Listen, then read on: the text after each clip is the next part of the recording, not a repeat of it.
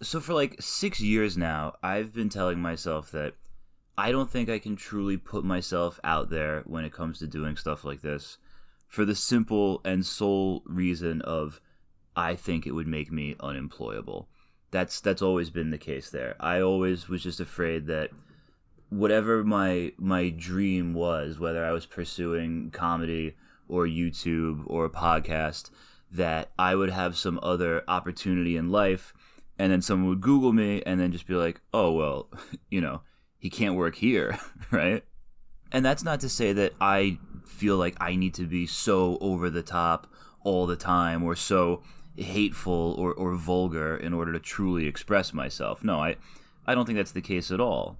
But I do know that I suppress certain aspects of my personality, like in my day to day life. And I don't think that's super crazy to say. I think that's something we all do, right? We're not the same around our friends that we are around people at work or something like that. So I've been trying to figure out like how much of that needs to be suppressed while I pursue these kind of creative things, right? So for the people who do know me or have seen me do stand up, when I talk to them and they talk about the stuff I've been doing on YouTube recently, it's kind of like, well, Joe, you're holding back, right? And I'm like, yeah, of course.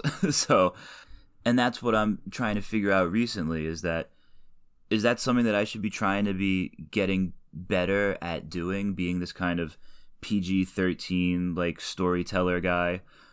Or is the act of doing that kind of dishonest, right? Because I kind of feel like when I get into that character that I might be stripping away the only things about me that somebody else might find unique or interesting, like, and I don't want to be doing a character. I don't ever want to be doing like a bit, especially as a guy who looks like me living in Japan. I could easily fall into this entire subgenre of dudes on YouTube, and I'm sure you've seen it. It's like just geeking out over like the same 10 things over and over. It's like, today we're gonna go eat ramen at this hot spring, and it feels totally dishonest, because it's like I'm pretending like I didn't actually move here for weird reasons. Like, I certainly don't have a strange complex about an entire race of people, or I don't play with Pokemon stuffed animals every day, despite being a grown man. And it's like that right there is the other side of the coin too, because I don't want to come across like this bitter loser either, who's not being successful doing that, right? Because that quickly becomes a case of methinks thou dost protest too much, right? Like, I can only say to you so many times, like, oh, I don't really like anime. I don't know a whole lot about it. I can only say that so many times before you're like, he's lying. Like, he's obviously lying. And you'd be right. Of course I am, because I like anime. I just don't want to be seen as someone who likes anime because of everything that comes with that. So there's a lot to unpack there. It's something my ex-girlfriend used to say to me all the time. Well, Joe, there's a lot to unpack there. And, at the time I thought it was just something she was saying because I get it can probably be pretty overwhelming at times to try and process something ridiculous or unnecessarily heavy that I've said. I know I'm not like the easiest person to be friends with, let alone be in a relationship. But then I thought a little bit more about it, and I realized that's therapy language, right? Those are carefully selected words. There's a lot to unpack there. It's a really condescending thing to say to somebody. You're putting yourself in this position of mental authority over me.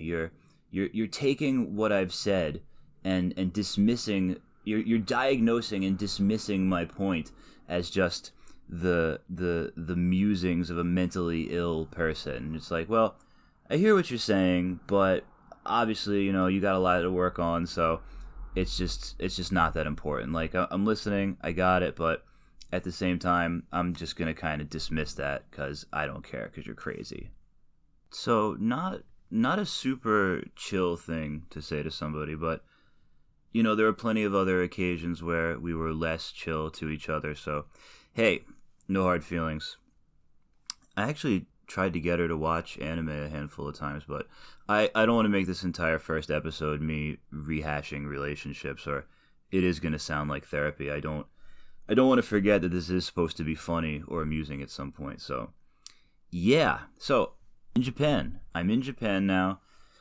And in a lot of ways, this is, for sure, it's a dream come true. I can really say that. I mean, it was my dream when I was 14. And that's the thing for me. Like, I mean, aside from whatever part of the culture or the history or the cuisine that you're into, for me, above all else, like, what's really stuck with me at this point is that Japan is a place where you can live out the rest of your life mentally as a 14-year-old boy, if you want to. And I'm not the first person to make that claim, nor is it in any way groundbreaking to say so, but Japan is a place that can really prop somebody up who is suffering from a Peter Pan syndrome or Peter Pan complex, which is another thing ex-girlfriends have said about me.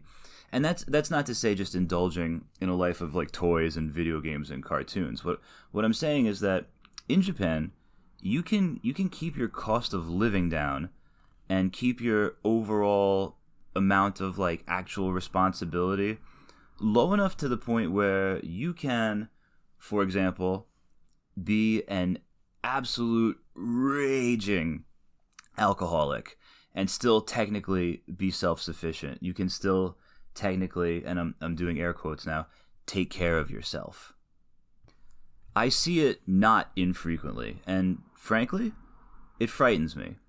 Not because I'm looking so far down my nose at these people, not that I think I'm so much better than someone like that, but no, because like, I get it. Like, after being here for a year, I feel that I can pretty clearly see the path from point A to point B. And I'll have nights where I'm not the happiest about something and I'm hanging out in a bar and I'll just think to myself like, oh, this is how it starts. this is how it starts. Like all these guys, they were like me once. And I don't know, maybe that's not unique to Japan. Maybe that's just getting older. Gaining insight, as I like to say. Maybe that's just gaining insight. You ever play Bloodborne for PlayStation? It might be my favorite game of all time, honestly. It's like this Victorian kind of horror game. You're in like this demonic London kind of place fighting all these beasts and monsters. It's been called Lovecraftian, but I hesitate to use Lovecraftian as an adjective because if I'm going to keep with the honesty theme of the show here, I don't actually know a whole lot about Lovecraft, other than the fact that I know what Cthulhu looks like, and I'm aware of the fact that he was apparently super racist. Lovecraft, not Cthulhu. I don't know if Cthulhu was racist. He might have been. Anyway, I bring this up because as you progress in Bloodborne in this game, you gain insight. Is the unit of measurement of, like, instead of experience, you get insight. And as you get more insight, you're able to see like all these horrible like monsters and all these other like demons that were there all the time in the world around you, but you were blissfully unaware of their existence. You didn't have the insight to be able to see them. And that's kind of what being 30 has felt like. I feel like now I'm seeing all the horror of people and things in the world around me and in my own life that I never really thought about before. You know, it's like when you're 18, if you asked me when I was 18, you were like, hey, what's the rest of your life going to be like? I would say, well, I mean, I'm going to be a rock star. Duh. Obviously everything is going to be super fun forever. Like, I'm never going to be like that guy with the receding hairline whose wife cheats on him, but the kids still like her more anyway. and he's still trying to hide the fact that he got a second DUI from all of them. And then a few years go by, and you're like, whoa, like maybe I might be that guy. And then a few more years go by, and you're like, I'm that guy. Yeah, it happened. I'm that guy now. And then you have to ask yourself, how did I get here? And you may ask yourself, well, how did I get here? And the days go by, and I'm gonna buy a gun. That'd be funny if the song was just about a middle-aged man who can't take it anymore. Crying in the bathroom at work, I'm really gonna do it this time. Shout out to Windows XP for coming with the free David Byrne solo track. I think when you open Windows Media Player, it's already there. Teaching little, I guess, would have been 11 years old, a little 11-year-old me about the Talking Heads. Anyway, I'm not quite at crying in the bathroom at work level yet, but it's definitely getting less funny the closer that I get to that, for sure.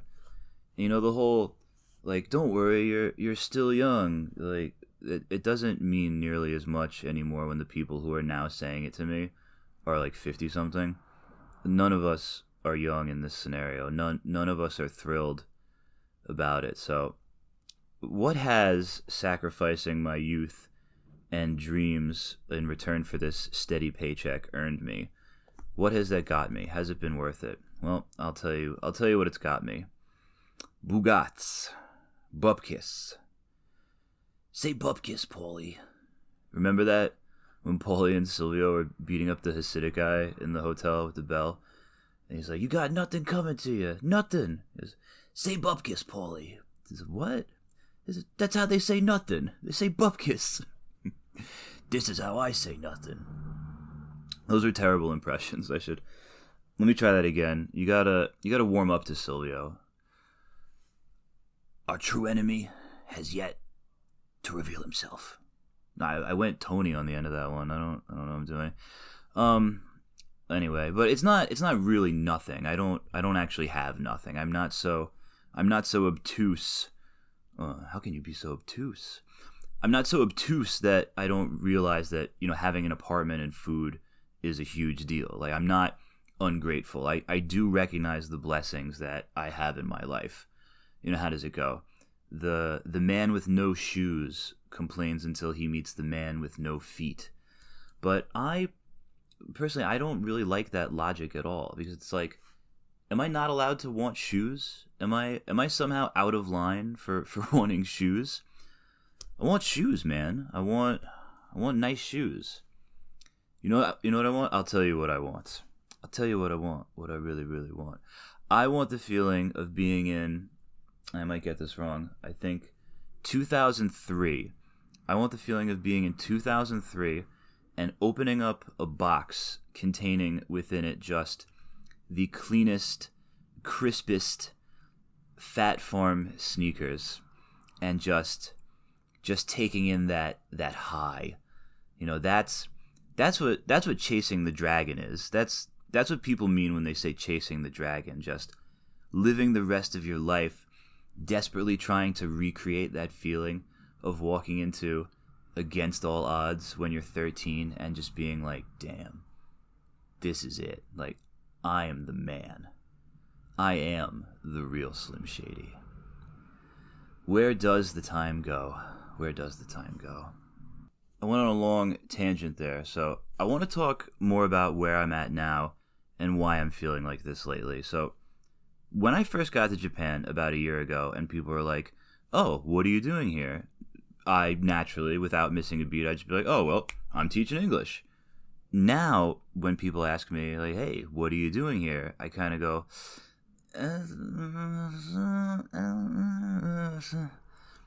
why is that? Okay, I'll explain. First of all, it's not a bad gig. Don't get me wrong. But teaching English in Japan has a bad reputation. It does.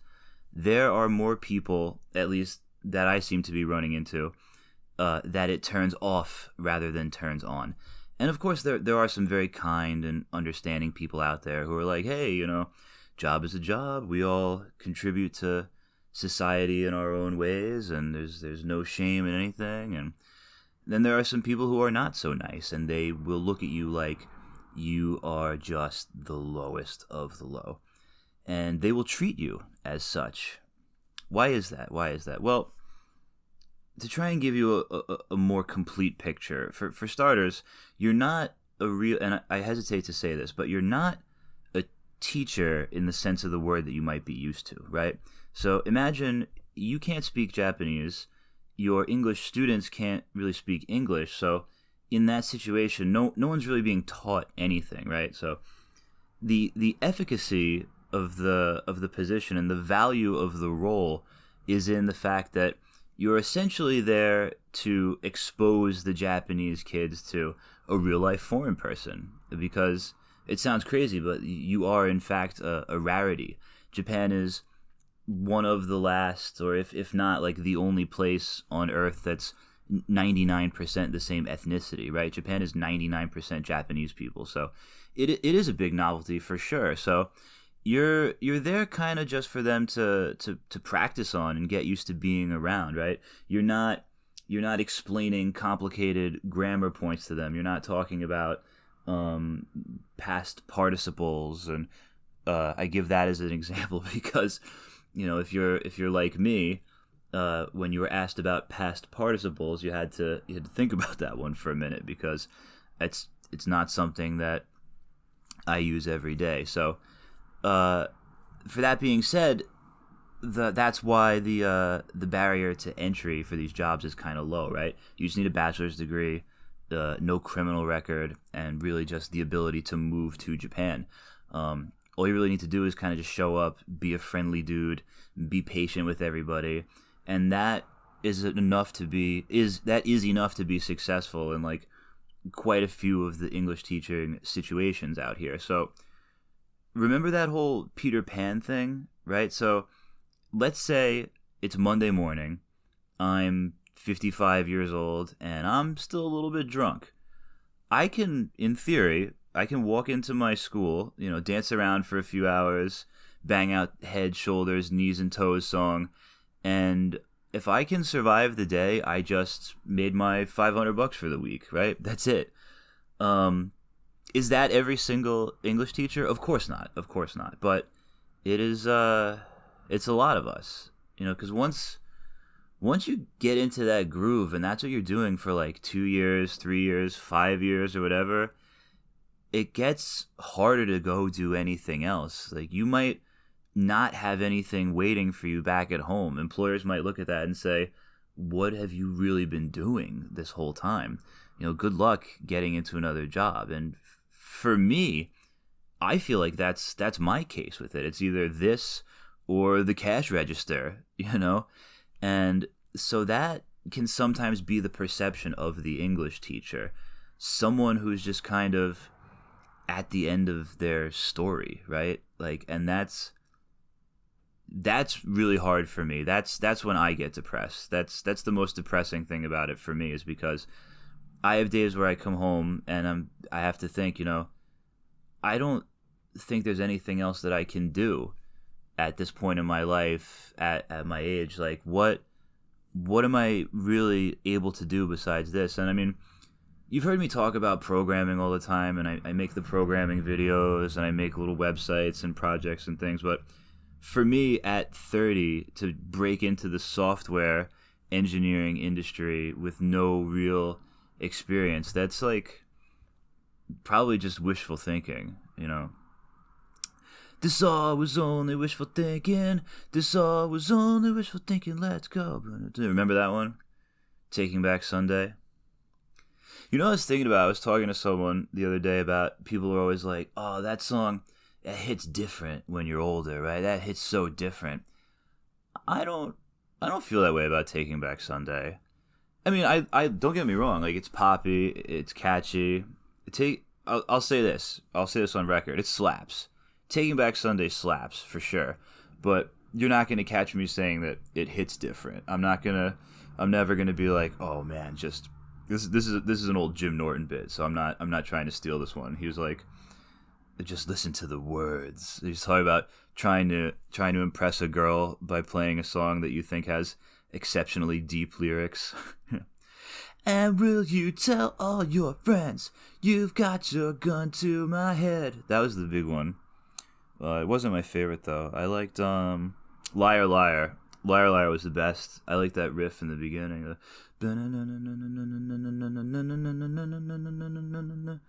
And then of course the namesake of the song as well, and they did that little harmony, the liar, liar.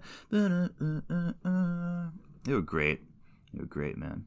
But it doesn't hit different. And neither does Brand New.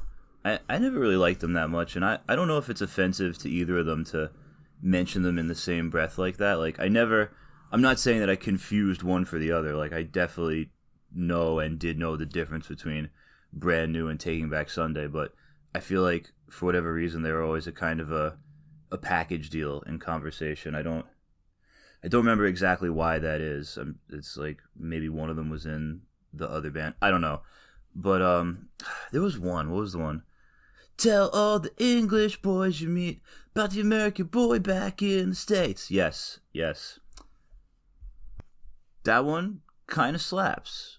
But, dude, like, let that poor girl live her life. You know, like, what a privilege and awesome life experience it is to be able to study abroad. That's one thing I've learned from traveling is like what a cool and rare experience that not everybody gets to have. And you want her to stay at home with you so you can whine and cry like you're doing in that song.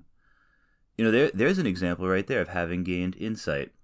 Surprise, it's actually super unattractive to be jealous and controlling.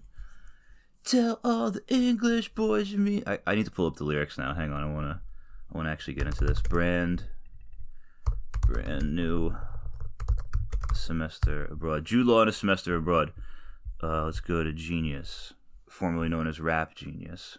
Whatever poison's in this bottle will leave me broken, sore, red, stiff. There we go.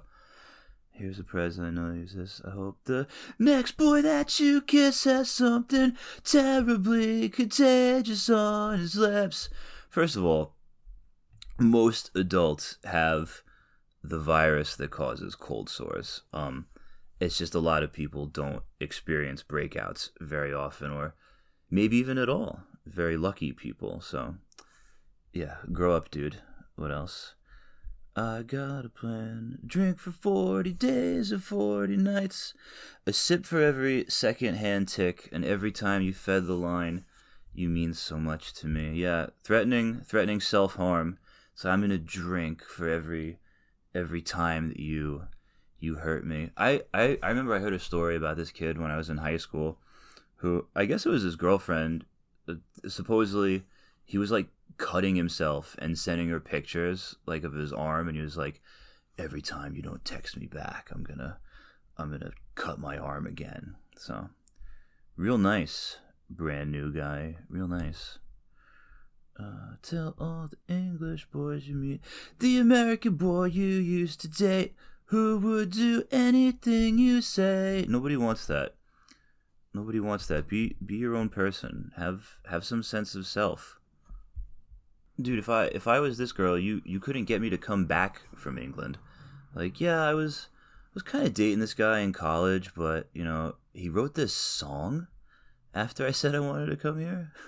It's like, and even I do like this part. And when it comes in like quiet first, and he's like, and even if her plane crashes tonight, she'll find some way to disappoint me by not burning in the wreckage or drowning at the bottom of the sea. I mean, you know, maybe I am truly dead inside, because I don't think I've ever liked anyone enough to think these things, let alone be driven to pick up a guitar and share my thoughts in this way. I mean, look, I would be lying to you if I didn't say that, you know, I've been an emotional fella in my life. You know, I've been disappointed romantically before. We all have, for like a day. All right, like a couple of days, whatever. The point is you realize at some point in your life that whatever feelings you had for a person, like you're capable of experiencing those feelings again with someone else. So, fellas and ladies, don't ever let anybody threaten you with leaving you, right? You know, you'll never find anyone else like me. Good. I hope not. Why would I want to be with someone who thinks like that? So, yeah, brand new guy, you got a lot to unpack in there, my friend. You see that? I just did a callback. That's podcasting right there. I got this. So, what does hit different? What does hit different when you're older? Honestly, old people music, and I'm old people now. Like, I was getting ready for work the other morning, and just absolutely getting down to Fleetwood Mac, like you would not believe, like I would not believe. It surprised me. You know, how was it? Rhiannon, you know. All your life you never seen a woman taken by the wind. Those are lyrics, my friend. Those are lyrics. And wouldn't you love to love her? Who else? Steely Dan. Little Steely Dan, which I confess to only having been made aware of how hard Steely Dan slaps from watching Tony Soprano get down to Steely Dan. Dirty Work. Also great lyrics. Also great songwriting. You see what happens when you gain insight? You know, I remember vividly someone saying this to me at more than one occasion in my life. But you know when you're young and older people are like, oh, you know, if I could go back to when I was your age with what I know now, you know, don't waste this gift of youth. And you're like, at the time, you're like, shut up, old man. I have to go do things I don't actually want to go do, but I think if I do them, it will make girls like me, which was like 80% of my personality at that age. And it's like 65% of my personality now, but still. And then you become 30 and you're like, oh no, he was right. What would I actually do if I could go back to being 18? No, let's go freshman year of high school. Let's say like 14 with the knowledge I have now. I'd probably just buy like Bitcoin and Facebook stock and then fix all my future problems with money. It's like, yeah, I'm depressed, but I have a horse with armor that I ride to Wawa to get cigarettes and sugar-free Red Bull or something. No, honestly, I would definitely do everything differently, but not because I think I need to go back and improve my life dramatically. I just want to experience a different character build, right? Like when you start Bloodborne over or Dark Souls, like who resets a video game and goes mage every single time? Like I want to know what being a warrior feels like for once, you know, a paladin of sorts. Yeah, I would want to do the things that I didn't experience. I'd probably get really into fitness. I would want to play football for sure. I mean, the CTE thing is super scary, but as like I was saying, like someone who always wanted to be like in a band and be like a rock star, it never occurred to me until I was like already in my 20s that athletes are in fact like rock stars. Because like growing up, I never watched sports on TV or never really knew who anyone was. Like I must have been probably 24 or 25 when I was first watching basketball with someone. I had that epiphany where whoever knows what it's actually called is going to be laughing, but like the place behind where they play basketball, like the hallways in the arena, like they used to do in WWE, where they'd have like fights in that hallway. Whatever, they're in like the back hallway, and I think it was James Harden was like walking through from the parking lot, and he was wearing something like ridiculous, but also super awesome, and everybody's like following him with cameras. And I remember thinking like, damn, like that is a rock star. Like that's cooler than being the guy in Brand New. You know, if I could choose between being James Harden or the singer from Brand New, like I would absolutely be James Harden. I would choose being me now over being the singer in Brand New. I don't know how he's doing today, but I can't imagine well unless he worked out those issues he had with women. Will I ever be the James Harden of my own life? I I don't know, but I do want to keep going with YouTube and now the podcast. I'm thinking if I can commit to 10 of these in the next couple of weeks, I will put it up on iTunes and Google, and then think about bringing other people on, maybe adding video. I don't know, we'll go from there. So if you made it to the end, you a real one for that, and I love you. And I will see you in a couple of days. Keep on keeping on.